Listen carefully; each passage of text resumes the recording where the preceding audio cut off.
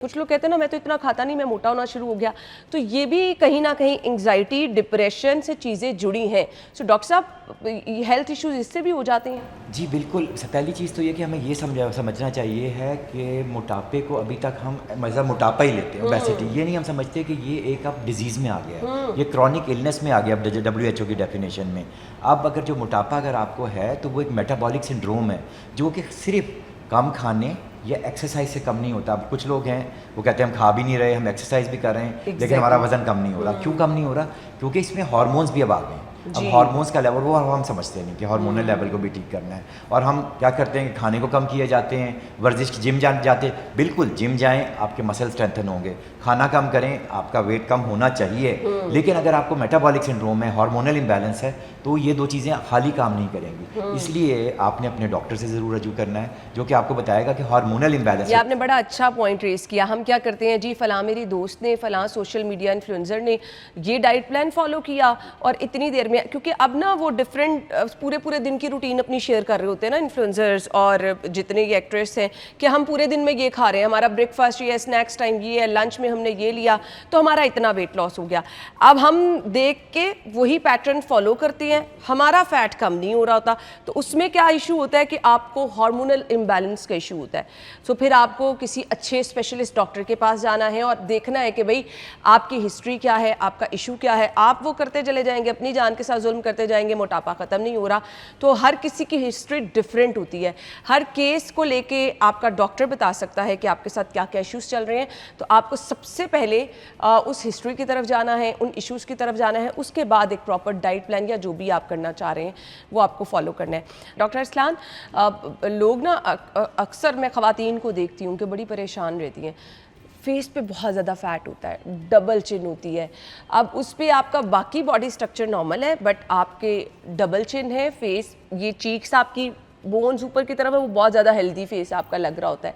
इसके लिए कोई प्रोसीजर बताइएगा हमें। जी देखें, पहली चीज़ तो ये कि जैसे आपने कहा कि बॉडी फैट नॉर्मल है लेकिन डबल चिन आ रही है, तो हमें ये सोचना है कि इसमें जेनेटिक फैक्टर्स बहुत ज़्यादा होते हैं। फिर एजिंग के साथ स्किन सैगिंग भी होती है, वो सैगिंग भी ऐसा फील करवाती है आपको, हालांकि वो फैट नहीं होता, वो सैग स्किन होती है जो कि आपको फील करा रही होती है कि आपकी डबल चिन आ गई है। उसके बाद कितनी दफ़ा आपका ऐसी जॉब होती है आपकी कि आपको पॉस्चर रिलेटेड भी, हाँ, पॉस्चर से भी आपकी डबल चिन और फैट एक्यूमुलेशन हो जाती है। और कितनी दफ़ा आप ऐसे, मुझे पॉस्चर वो बता दें ताकि तमाम खवातीन ध्यान से सुन लें कि इस तरह तो बिल्कुल नहीं बैठना। कौन सा ऐसा पॉस्चर है? जो हमारा ये रात को हम फ़ोन पकड़ के सारी रात जब हम रील्स देख रहे होते हैं, हम लेटे होते हैं और हमने गर्दन को अपने नीचे किया होता है, तो उससे भी आपकी स्किन सैगिंग। कितना बड़ा खतरा है। अच्छा, अब मोबाइल फ़ोन रील्स देखना हर किसी का ये मेरे ख्याल से फेवरेट मशगल है। आप रात को ऐसे लेट के, तो ये आपकी डबल चिन कॉज कर सकते हैं। क्योंकि स्किन आपकी उस तरफ की तरफ ढलकना शुरू हो जाती है। तो इसमें तो खैर फिर जो पॉस्चर रिलेटेड और एजिंग के साथ आ रही है, उसमें तो हमें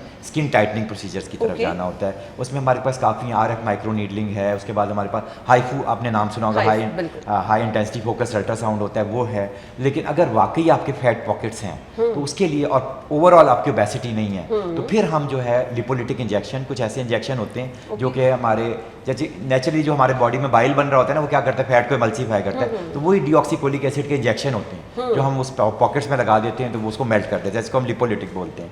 या फिर लिपोसक्शन, अगर प्लास्टिक सर्जरी की तरफ जाएं तो लाइपोसक्शन, वो भी बड़ा बहुत इफेक्टिव है। और नेक की लाइपोसक्शन तो हम लोकल एनेस्थीसिया में भी कर सकते हैं, उसके लिए जनरल में भी नहीं है, पेशेंट आए और कर। तो ये सारे प्रोसीजर्स डॉक्टर साहब ये आपको रिपीट करने पड़ते हैं सेशन की? एक दफ़ा हो गया तो बस ठीक है? देखिए, RF और हाईफू के तो सेशंस होते हैं, लेकिन अगर आप लाइपोसक्शन की तरफ जाएं तो नॉर्मली अगर वो इतना ज़्यादा नहीं है तो एक दफ़ा में हो जाता है। लिपोलिटिक के भी 2 से 3 सेशंस होते हैं। कुछ लोग बड़े परेशान होते हैं, बॉडी नॉर्मल है लेकिन बाजू बहुत ज़्यादा हेल्दी हैं, थाइस बहुत ज़्यादा हेल्दी हैं, इनके लिए लेटेस्ट ट्रीटमेंट जिन पे आपको अच्छे रिजल्ट्स मिल जाते हैं, कौन कौन से हैं? देखिए, इसमें दोनों हैं, सर्जिकल भी होती है, नॉन सर्जिकल भी, लेकिन हमेशा हम कोशिश करते हैं कि पहले नॉन सर्जिकल ट्रीटमेंट्स की तरफ जाएं।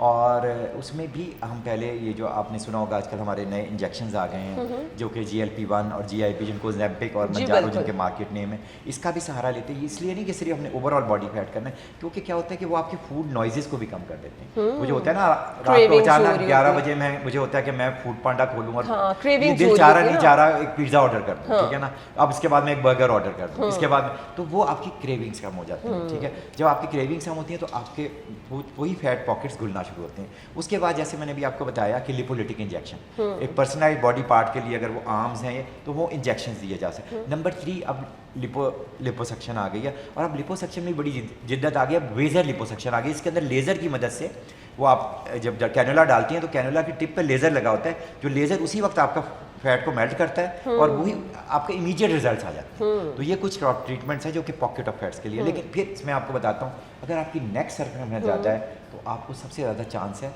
Heart attack. याद रखें, आपकी नेक और आपकी वेस्ट सर्कमफेरेंस, ये दो ऐसी चीज़ें हैं कि कुछ लोग ओवरऑल तो पतले हैं लेकिन पेट मोटा है, तो वो ज़्यादा डेंजरस है ओवरऑल पतले होने से, क्योंकि वो डिपेंड करता है कि आपको स्ट्रोक भी हो सकता है, आपको हार्ट अटैक भी हो सकता है और आपको डायबिटीज़ भी हो सकती है। तो उसकी ट्रीटमेंट सबसे, और इसी तरह नेक की सर्कमफेरेंस, आपको स्लीप एपनिया, सोते में आपकी डेथ हो सकती है हार्ट अटैक से तरफ ले जा सकती है, तो वो सबसे ज़्यादा डेंजरस चीज़ है और उसकी ट्रीटमेंट सबसे इम्पोर्टेंट। चलें जी, इन चीज़ों का आपको ख़ास ख्याल